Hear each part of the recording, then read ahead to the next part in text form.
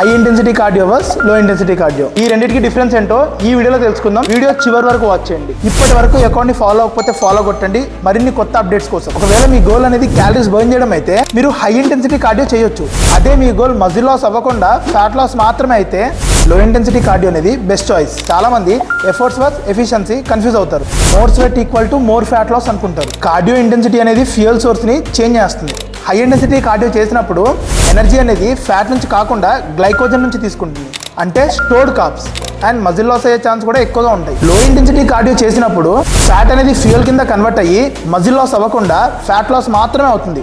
Scientific రీసెర్చ్లో తెలిసింది ఏంటంటే లో ఇంటెన్సిటీ కార్డియోలో 70% క్యాలరీస్ అనేది ఫ్యాట్ నుంచే బర్న్ అవుతాయి. అదే హై ఇంటెన్సిటీలో 80 to 90% క్యాలరీస్ అనేది మనం తీసుకునే కార్బోహైడ్రేట్స్ నుంచి బర్న్ అవుతాయి.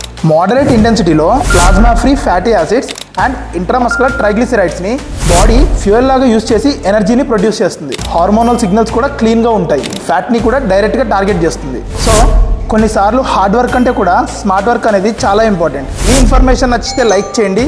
ఈ రీల్ని మీ ఫ్రెండ్స్ అందరికీ షేర్ చేయండి.